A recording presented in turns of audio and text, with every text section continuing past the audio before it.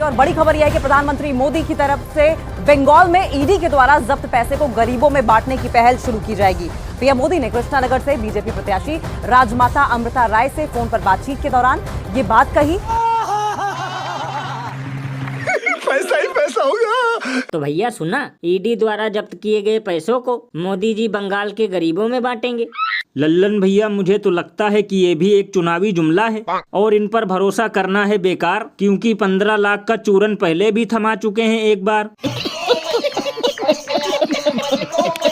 और लल्लन भैया, यही तो इन लोगों का टोपी पहनाने का अंदाज है, क्योंकि जैसे ही चुनाव नजदीक आया वैसे ही इन लोगों को गरीब नजर आने लगे, वरना उससे पहले गरीब और गरीबी को पर्दे के पीछे छुपाया जा रहा था।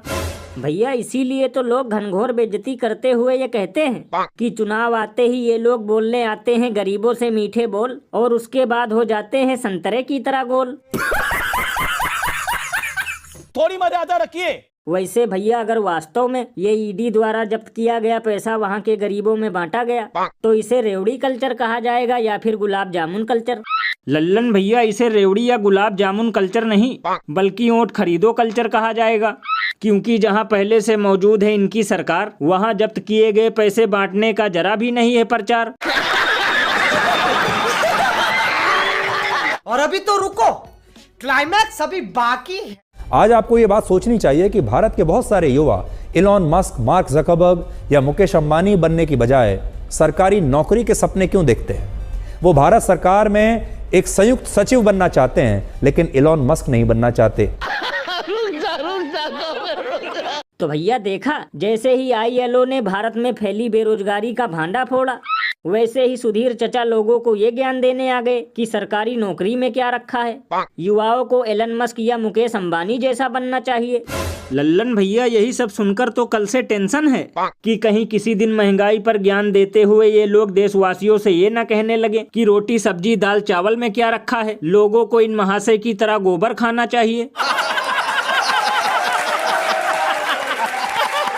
एक तो वैसे ही देश भर के युवा बार बार पेपर लीक होने की वजह से टेंशन में हैं, और ऊपर से ये लोग भी ज्ञान देने आ जाते हैं कि सरकारी नौकरी पर नहीं बल्कि मुकेश अंबानी बनने पर ध्यान दो।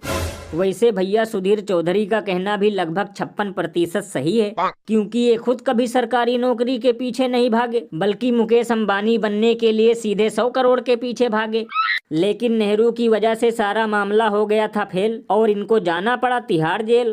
अरे बाप रे, ये तो धोती खोल रहा है। और भैया, मेरे हिसाब से तो अब इन दोनों महान व्यक्तियों को मोदी सरकार की तरफ से कोई छोटा मोटा अवार्ड मिलना चाहिए, क्योंकि जैसे ही पोल खोल टाइप कोई मामला आता है वैसे ही बीजेपी के नेताओं से पहले ये दोनों सफाई देने आ जाते हैं। लल्लन भैया, इसीलिए तो इस पर महान कवि बाबा लपेटू दास ने कहा है कि देश की मीडिया का गजब है कारनामा, क्योंकि ये फटे लंगोट को भी बताने आ जाते हैं नया पैजामा।